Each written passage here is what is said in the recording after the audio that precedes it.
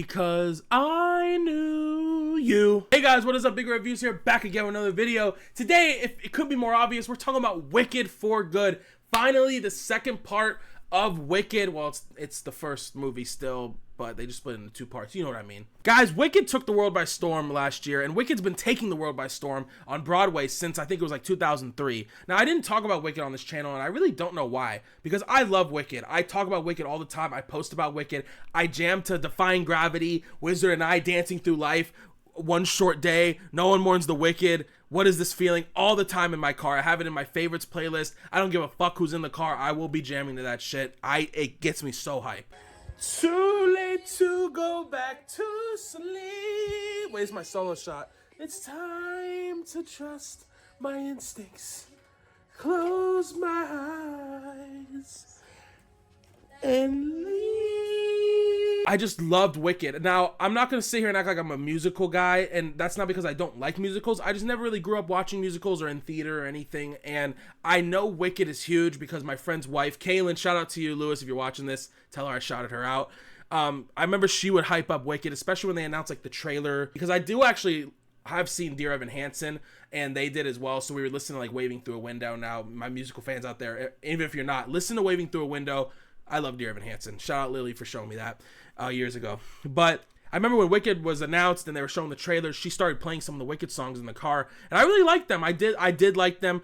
But now, again, if you're a fan of if you've been a fan longer than I have, which you probably have, because I've only been a fan for about a year and a half now, this might be a hot take, but I like the movie versions of the songs better. Not that the Idina Menzel and everyone on Broadway was bad, because I don't think they are. I just really love Cynthia Erivo, and I really love Ariana Grande's voice, and I just really think they work well together. And I did listen to each song from the play and each song from the movie, and I just tend to like the movie ones better. I don't know. Sue me. So when Wicked Part 1 came out, I dragged my friends to see it. I went up to Atlanta for Thanksgiving, and I dragged like 10 of my family members to see Wicked, and they loved it because my mom grew up watching Wizard of Oz, and she would always tell me about, she was scared of like the monkeys flying and all that, and so it was cool to take her to see Wicked because she didn't really know much about it. Then we stopped, Defying Gravity, and one thing I do want to say off rip, some negatives I think before we get into the positives, is because there's so few negatives in my opinion, but as you know, or as you may not know, Part 2 of Wicked is like known as like the worst part. Like, not that it's bad, but like it just gets really hectic, really crazy, and it's really hard to adapt.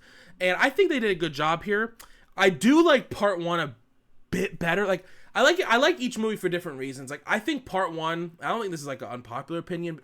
Again, this movie has No Good Deed, phenomenal. Cynthia Erivo, holy fuck, you're Fiyero and you yell, Fiyero! Holy fuck, that was so good. For Good is good, and a lot of the reprisals are good. Wonderful, I do like Wonderful. I think Wonderful is like the only happy song in this whole movie, because this movie is dark. I love that both movies have like a different, tone. Like, obviously Part 1's more like kind of uplifting a little bit until the end, obviously, when everything comes crashing down, but it's still uplifting in a sense because Elphaba's finding her way. And this movie's just dark. It's like The Empire Strikes Back, where like the Wizards technically won the past 5 years.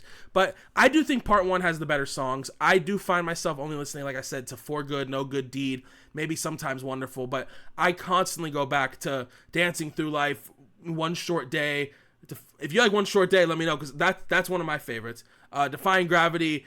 Basically every song from Part 1 I will jam to nonstop, and I don't get tired of them. Part 2 is a little different because the songs are good, but I feel like it's tough when Defying Gravity, in my opinion, is it sounds cliche, but it is the best song from Wicked. And the fact that it's at the end of Part 1, it's just, it's hard when you're doing movies, because then, you wait a year and the songs are good, but man, Defying Gravity, like, I could talk about that whole sequence for hours. I might make a video on it. I just love that sequence so much. But I love this movie too because it's more character driven. Like, we get Glinda, obviously, like where she leaves off after Wicked. We see Elphaba really becoming the Wicked Witch. And what's cool to me, I love this, is we see the events of the Wizard of Oz in a sense. We see Dorothy land, and we see the tornado be made. And again, we're gonna be getting into spoilers, guys. I mean, this play's been out for 30 years and the book's been out for like 50. But if you don't know, then skip away. But yeah, so this one takes place during Wizard of Oz, and we see, again, big spoiler, Fiyero turns into Scarecrow, and we see Bach turn into the Tin Man. And I do want to shout out, I think Ethan Slater, I know he gets a lot of shit because I know him and Ariana have all this shit going on behind the scenes. And I know, I guess he can be weird sometimes. I guess people just don't generally like him. he's a good actor, and you really have to just set your personal beliefs with regarding him and Ariana aside and just acknowledge it, because people were doubting him going into this movie, and I've seen him on the SpongeBob Broadway, and I've seen him in Gen V, and I've seen him in other things. This man can act. I think he has the third best performance in the movie, and that's technically saying first, because obviously Ariana and Cynthia really aren't going to be topped, and Jonathan Bailey also is really close. I just really think, like, obviously Jonathan Bailey probably is better than Ethan Slater just because he's in the movie more, because Ethan Slater really isn't in the movie that much, but when he is, man, like, especially just comparing the two characters from part one, from Bach to Tin Man, like, he just is seething with hatred for Elphaba. And then he does this look to Glinda when he's doing the March on the Wicked Witch, I forgot what the song's called, and he just stares Glinda down, and it's like, oh my god, it was insane. This film picks off, I think it's like 5 years. They keep using like clock tick. You know how sometimes you're in a sci-fi world and they don't use our 12-hour clock? Whatever. They said clock tick like 7 times. I was like, all right, whatever the fuck that means. I think it's been like 5 years, someone said. And, you know, Elphaba's trying to free the animals, and they're making the yellow brick road, and Glinda's really leaning into being the good witch, but she's, you know, really just accepting all the free shit from the wizard and all this. And yeah, we find out Fiyero is like the head of the guards who go out to look for the Wicked Witch because he wants to find her, because as we know, he is in love with her. And then we find out that him and Glinda are actually engaged. And like, this movie is a bit slower, like especially in the first, like, I'd say act and a half. Until the tornado drops, this movie gets really slow, and that's not a bad thing. Like, we really just spend time to see Elphaba's mindset, to see Fiyero's mindset, to see Glinda's mindset, and just seeing how Glinda's dealing with the turmoil between the wizard and Elphaba. And obviously, things start really kicking up once Elphaba goes to see the wizard, and she's like, you know, this is like, come on, we have to make an agreement here. And obviously, Wonderful starts. And if you don't know, in the play, Wonderful is just the wizard and Elphaba, and I think it's a great addition that they added Glinda to this song, because in my opinion, it doesn't really make sense that, and this is not like just me opinion, I've heard it everywhere, but I agree with it. It doesn't make sense. Like, I don't think Elphaba would accept the wizard's offer and like trust him if it was just him singing. So having Glinda there really helps Elphaba be like, okay, maybe we can find a truce. And, you know, all things look good. You know, he gives her a key to unlock to free the monkeys, and he's like, yeah, look, and everything's going great until she finds out that there are all these other animals hidden in cages behind a painting, and Dr. Dillerman, my boy Dr. Dillerman, is locked up, no glasses, and he cannot speak. Fuck, I was so mad when I saw that shit. But we already knew that the wizard is a fraud, and this ruins Glinda's wedding because Glinda was getting married to Fiyero. But then this is when Fiyero finally sees Elphaba and turns on the wizard and turns on Glinda and tells Elphaba, like, let's go, I'm going with you, which leads into a Somehow I've Fallen. That song's so fucking good. Also, I'm gonna say this quick, all right? I'm not scared to say it. I don't give a fuck. I'm a straight man. Jonathan Bailey, you deserve that World's Sexiest Man. That scene where you and Elphaba, you were getting some of the Wicked Witch of the wussy. Holy shit, my man was looking good. I'd kiss him. I don't, you know, I'm straight, but hey, every guy has one of the guy, you know, come on. Every guy has one guy sled that they, you know, that's an exception, you know, fuck it. So Jonathan Bailey, you got it, brother. You're a good looking man. And this is where we really see Ariana Grande shine, because this is the scene where Glinda's at her lowest and she does her worst deed, which is the wizard and Madame Marlborough are trying to figure out a way to lure Elphaba out, and Glinda says, use her sister. Like, that's the only way she'll come out, is if you hurt her sister. But she doesn't like mean like to hurt, like just to fake it. But then the wizard and Madame Marlborough are like, we can't fake it. Like, we have to do it for real. And this is when she conjures the tornado, and Elphaba and Fiyero are getting into it. And I guess the deal was so good that she gets a, no, I'm just kidding. She ends up getting a vision of the tornado, and we see Dorothy's house land on Nessa, because as you know, Nessa is the Wicked Witch of the East, and as you know from Wizard of Oz, the sister dies and her shoes are on her feet. And this is right after the scene where we see Bach turn into the Tin Man, because he's basically been next to Nessa for 5 years, and ever since the dad died, Nessa's turned into like this dictatorship of Munchkin Land. And I do think they should have made her worse, because in the play, she is a lot worse. She does a lot worse things. Like, she's basically a dictator of Munchkin Land. But yeah, we see her like kind of just running a tight shift, and then Bach finally is like, you know, it's enough. Like, I'm going to see Glinda because I need it. It's been her all along.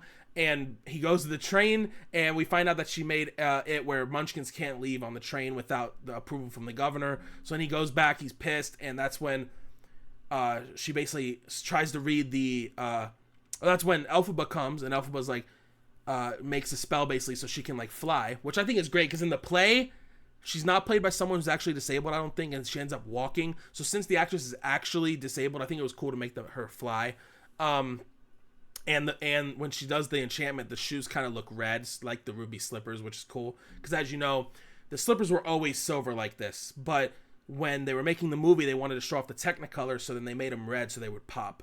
But then Nessa just gets pissed off at Bach and tries to read the Grimoire, and she's like, oh, you know, fuck you, fuck your heart, and she ends up like shrinking his heart. So then Elphaba has to do a quick thing, and basically she does a spell, and that turns him into the Tin Man so he can survive without a heart.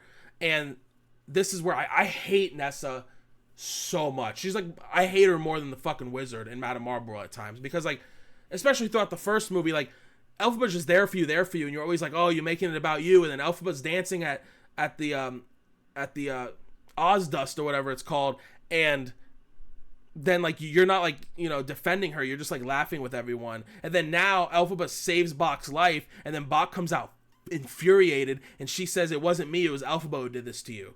Fuck Nessa. I'm so glad that house landed on you. Fuck Nessa. Obviously the actress is great. But yeah, then we get to Dorothy here, and I just love how they intertwine this movie with the events of Wizard of Oz, because you all know the events of Wizard of Oz.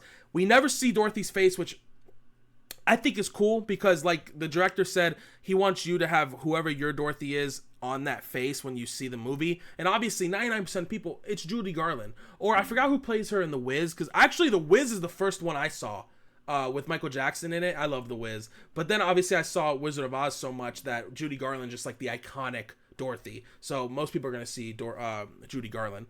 And then and they just play around her. So in the play, you never see Dorothy. Like, you see her shadow and stuff. But in this movie, you do see her. And there was like a shot where you do see her face. Now, it is quick where she's like walking past the doorway and it's like this. But you do see her. It was kind of crazy. I was shocked they showed that much. But yeah, then we just see Glinda sending off Dorothy on the Yellow Brick Road, which is funny because you can tell she does not like Dorothy. Like, Dorothy's just, this is the worst timing. Dorothy's in here fucking everything up. And then we see Kurt, the Cowardly Lion bitch ass. He's the other character I fucking hate in this movie. Bro was saved from Elphaba in the first movie, if you remember correctly, when he was in a cage and Elphaba and Fiyero help him escape. Bro comes into the fucking woods like, fuck Elphaba. Like, if it wasn't for her, I'd be able to fight my own battles, but now I'm not, like, couragely or whatever. But this dude, he had like 4 lines, and he was just shit-talking Elphaba all the time. All my homies hate the Cowardly Lion. Fuck the Cowardly Lion. So then obviously, like, they send off Dorothy, and then we get No Good Deed, which is phenomenal. A No Good Deed is in my opinion, the defying gravity of this whole movie. And I really love, like, the musical motifs. Now, Steven Schwartz, who made all the music, said, I think, about Wicked Part 1, where, like, all the songs kind of almost include a part of each song in it. And I love the motifs we keep hearing. Like, whenever we see Elphaba, we always hear, like, dun, dun, dun, dun, from No One Mourns the Wicked. And we get a lot of No One Mourns the Wicked. We get a reprisal of I'm Not That Girl, but this time it's Glinda singing it. And then we get Defying Gravity, but they switch the parts. So, like, Glinda's singing Elphaba's part, Elphaba's singing Glinda's part. That's during Wonderful. That was great as well. And yeah, so then we get to the big part where obviously Fiyero and Elphaba have sex. He's going back. They basically catch him, and he basically, you know, is talking to Glinda, and that's when she's like, oh, you love her. And he's like, Glinda, I'm so sorry. Like, he's genuinely hurt that he hurt Glinda for this long. But then they go to kill him and basically tie him up. And this is when Fiyero and No Good Deed is played, and she's basically making a spell to turn him into the Scarecrow so he can't die. This was, oh my God, Cynthia, you fucking killed this song. I know you never see this video, but you were amazing in this. And this was an amazing song. And you keep getting glimpses of Dorothy. Like, then we see the wizard, and Dorothy pulls up to his place, and he's basically like, you know, give me the broomstick of the Wicked Witch. And then we see the I have a personal score to deal with the witch. And again, Ethan Slater kills this scene. And as we know, we're getting to the finale of this movie and the finale of Wizard of Oz, where basically Glinda goes to Elphaba, and this was so cool because we really see Cynthia doing the Wicked Witch. Like, her Wicked Witch laugh is great, and anytime she was being the witch from like 1939, and she was laughing and talking. It was phenomenal. Like, there's a scene where she throws Dorothy into the basement, and she's like, you know, I'm gonna throw you down here, and you're gonna call your friends, but and then close. Like, it was great. And then they sing For Good, which I was almost crying here. Like, you could tell, like, these aren't like acting tears. Like, this is actually Ariana and Cynthia really crying, say goodbye to these characters, even though this wasn't filmed last. And this is where, obviously, if you haven't seen the play or know what the play happens, then Elphaba dies here, because, as you know, at the end of Wizard of Oz, Dorothy throws water on Elphaba. And we find out that Glinda was there. She puts Glinda in a thing, and we see through shadows, which is great. I love, and again, Cynthia's like, you know, talking like the witch, and this is when she throws the bucket onto the witch, and she starts melting. She's like, I'm melting, like the movie. And, you know, Glinda goes out there, and she finds a green vial and the Grimmery, which she was given to. And this is where, again, if you haven't seen the play, you wouldn't know. But then again, the movie was like really not kind of hiding it. So I found out, but basically we find out that the wizard is Elphaba's dad, and that's why she's so powerful, because an Ozian and a normal human had a kid, and that's why she's able to do this. And basically she understands what Elphaba's telling her to do, like, use this to blackmail the wizard to, like, leave Oz, so then Glinda can take over and actually be good for the good of Oz. We get a really tough scene. Then finally Chisore, which is the monkey, the main monkey, like, says Miss Glinda, and he finally talks, and Glinda goes back and basically goes to the wizard and says, you know, here's the vial. And what's really cool is it's not like the wizard's like, well, it's my daughter. Like, he genuinely is distraught by this, and I love this because it kind of humanizes him a little bit. Because throughout both movies, he always says he just wants a family. That's all he wants. And then he sees the vial, and it just all comes crashing down on him. He's like, oh my God. And he literally says, what have I done? And Glinda's like, yeah, you should leave Oz, blah, blah. And then she's talking to Madame Marlborough, and she's like, you know, go look outside. And we see the scene from Wizard of Oz where he's in his blimp, you know, flying away back to Omaha, which that would be a cool story, low key. I feel like going from like the king, the Wizard of Oz, to just another normal human in Omaha, Nebraska, like, I feel like that's funny. I'd be like a funny video. But then she basically throws Madame Marlborough in jail, and the movie ends with you finding out, again, if you haven't seen the play, you wouldn't know, but you find out Elphaba is alive. I knew all this, sadly, but still, you find out Elphaba was alive. She hid under a trap door. Scarecrow comes back and opens the hatch, and they basically escape Oz. They go into the desert. As you know, there's like as you don't know, there's like Oz is surrounded by like a desert. It's called like the Great Desert, and basically the wizard was like, there's nothing out there, like, you will die, just to keep people in there. But I'm pretty sure that goes into our world. I don't know. There's like a lot of lore to that shit. But then we get the final scene where they start singing, and there's like this really good moment where I got chills, which it's not on the freaking soundtrack. So I hope when they release the music again on Apple Music, it's in there. But it says, no one mourns the wicked, but it's like an orchestral, but it's like they sing it differently, and I got chills. And then we see they're singing the final notes of Defying Gravity, and the Grimmery opens for Glinda, which is crazy. Now, I've seen a lot of people talking about this, and people believe two things. One, which I don't think is correct. I'm pretty sure Ariana Grande and the director even said this isn't correct. Some people think that the Grimmery opening is Elphaba letting Glinda know she's alive, but that's just not true, because right before this happens, Elphaba literally says, I wish more than anything I can tell Glinda that I'm alive, but she knows she can't, because Glinda has to believe she's dead so she can run Oz in her way and not have Elphaba on her mind. And so that's not it. The main reason it opens is because Glinda can do magic, and now she's unlocked that power. There is a deleted scene from Wicked Part 1, which I wish they kept in, where basically Elphaba's like, maybe it's not that you're magical, it's not that but it's just you've had like an easy upbringing and you really haven't like had hard times and needed it, right? So now that she's gone through all this trauma and stuff with Elphaba and being stood up at her wedding and all that, and now she really truly wants to do good for Oz, the Grimmery is allowing her to learn it. And I think this low-key sets up another thing. Now, as you know, like, Wicked's a book, and I know the guy who made Wizard of Oz made like 9 books and stuff, and I think there's another Wicked book, but I could definitely see them making another film. Maybe it's not about these characters. I think Steven Schwartz even just said recently in an interview that they're talking about a third Wicked film, but it's not going to follow Elphaba or Glinda. It's going to be like in the world of Oz, which I think would be cool. You know, build this world of Oz out. But it definitely seemed like they would do a Glinda thing in the future, and I wouldn't be opposed to it. Here's my unpopular opinion too, and because I'm usually not a fan of these remakes, and especially with this movie, but I'm gonna say it just because I think it would be cool as fuck. I don't care. I think it would be cool to get a Wizard of Oz remake. Now, I know, I think it would be, but I think it would be so cool to get a Wizard of Oz remake with these actors, and we see, like, obviously there'll be events that are different from the 1939 film, but I think it would be so cool to see another Wizard of Oz film, and they film it around Wicked. So, like, you could watch the Wizard of Oz film, and then, like, in the background, you can maybe see Glinda moving or something like that, and it just really falls into place with the Wicked films. I think that'd be fucking cool. And seeing, like, Cynthia really going into the Wicked Witch, and seeing Glinda talk with Dorothy, and all this stuff would be very cool. But, guys, Wicked for Good is great. I give it a 4 out of 5. I give Wicked 1 a 4.5 out of 5. I really think Wicked 1 is better than 2. Obviously, the same movie, but part 1.